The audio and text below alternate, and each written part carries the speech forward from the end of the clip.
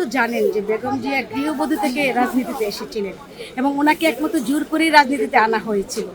এটা তো আপনারা সবাই জানেন। এবং উনি রাজনীতিতে এসে যে চমক উনি দেখিয়েছিলেন, হ্যাঁ, সেই চমক অনেক রাজনীতিবিদের মেয়ে এবং অনেক রাজনীতি করা মানুষও, অনেক অক্সফোর্ড থেকে শিক্ষিত মানুষও সেই চমক দেখাতে পারেনি এখন পর্যন্ত। ভবিষ্যতে পারবে কিনা আমি সন্দিহান। কিউব হোল্ডিংসের গল্পে সেই রেখাটি আঁকা হয়েছিল আজ থেকে 1 যুগ আগে। নকশাই আমাদের ভাষা। Cube holdings limited.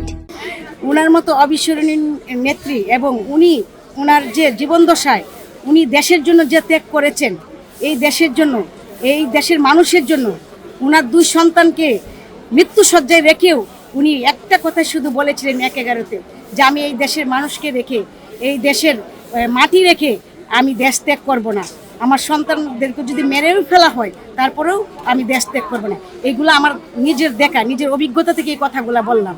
উনি একজন অবিস্মরণীয় নেত্রী এবং ওনার আত্মার মাগফিরাত আমি কামনা করছি আপনাদের মাধ্যমে। আজকে আর বেশি কথা বলতে চাচ্ছি না, বলতেও পারতেছি না। অনেক কথাই ওনার সম্বন্ধে বলার আছে আমার, কিন্তু আমি আজকে আর বলতে পারছি না।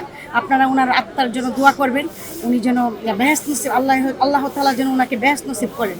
তবে উনি এই দেশের গণতন্ত্রের জন্য যে লড়াই দীর্ঘদিন করে গিয়েছেন, উনাকে যেভাবে মানে জেল হাজতে অন্যায়ভাবে এই এরশাদ সরকার থেকে শুরু করে এবং আপনার এই শেখ হাসিনা সরকার পর্যন্ত ওনাকে যেভাবে অন্যায়ভাবে জেলে প্রেরণ করেছিলেন, সেই দুঃখ আমরা কোনোদিন ভুলতে পারবো না। আপনারা ওনার জন্য দোয়া করবেন।